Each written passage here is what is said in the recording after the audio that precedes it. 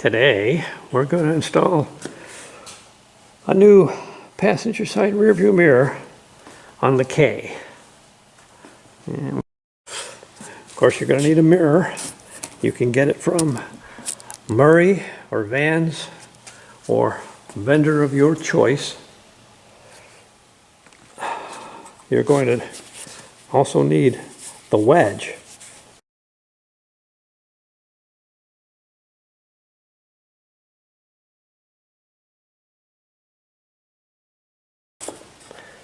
You're going to need the Gore's mirror gasket. So the mirror gasket is 44B. You can get it from Query. When you get it, it will look like this.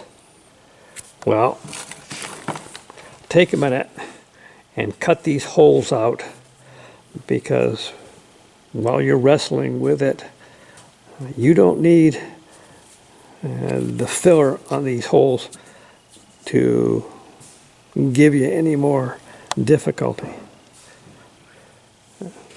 Now, the easy way to clear these holes,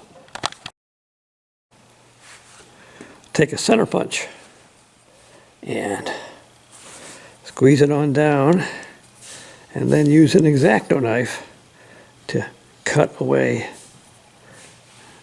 pressing against this surface, which is nice and hard, and you can get it cut. So just to get started, reference off of your driver's side mirror. Now these things are in a million different locations. You wouldn't think so, but you know, we've been measuring these things and they are here, they're there. Amazing how many different spots they put them in.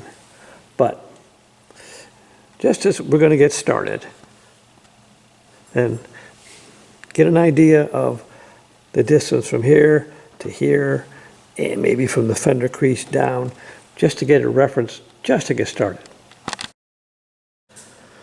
And this car with the manual antenna is an additional complication, because these are installed by the dealer, and you know, although the dealer did have a template, you know, after the mechanic put in 5 of them, he said, "We don't need no stinking template." And so these are everywhere and anywhere. If you got a power antenna, that's in the back, your job just got easier. Anyway, the mirror is going to end up having to clear, so we start with a piece of masking tape so we can just get started. So tape your pieces together, because you need the full stack up when you go for your trial installation.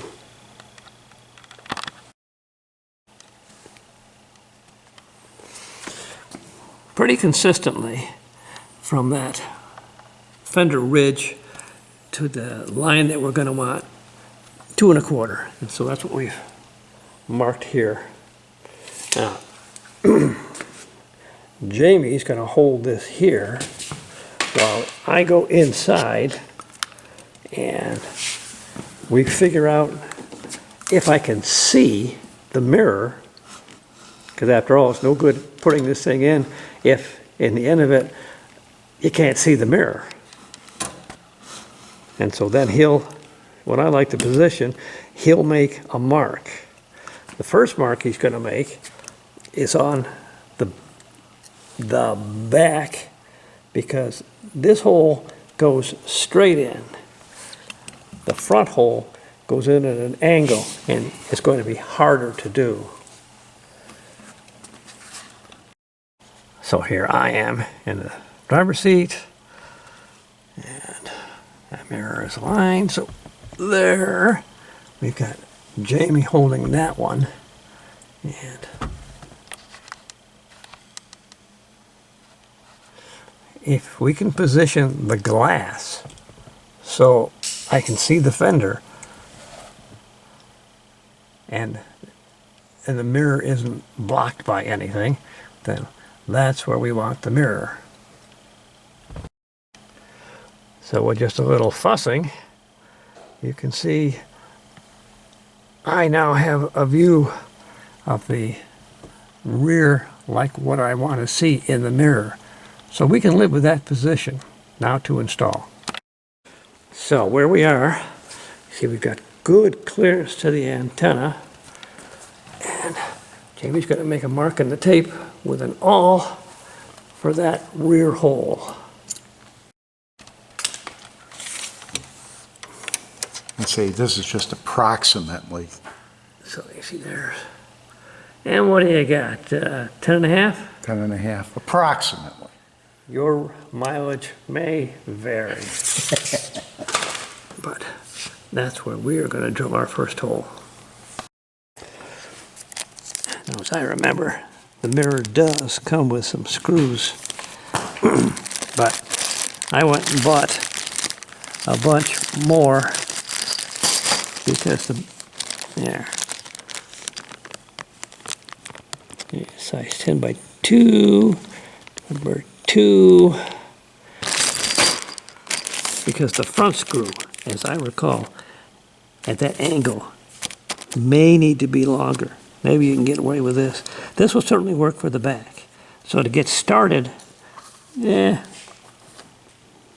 pick your poison as far as a pilot hole.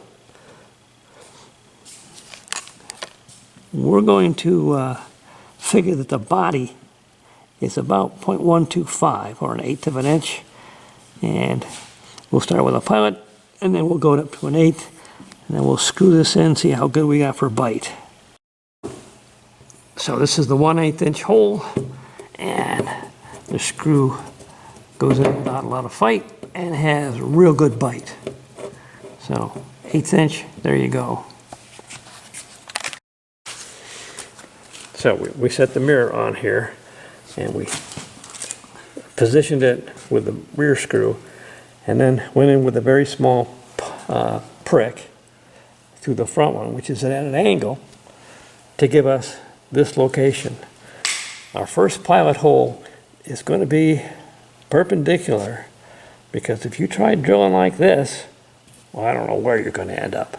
So we're going to go with a small pilot hole, which will then allow us to go with the major hole at an angle.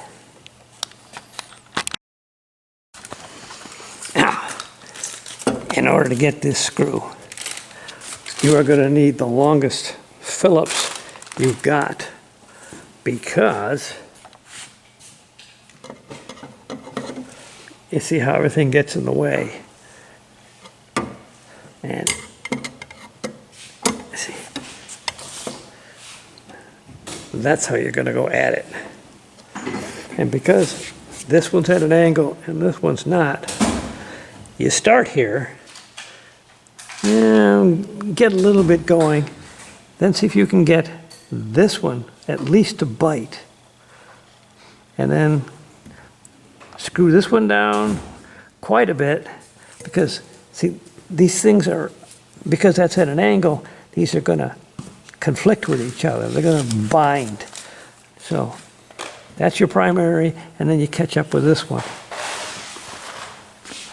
You do it right, you do it once, and you're done.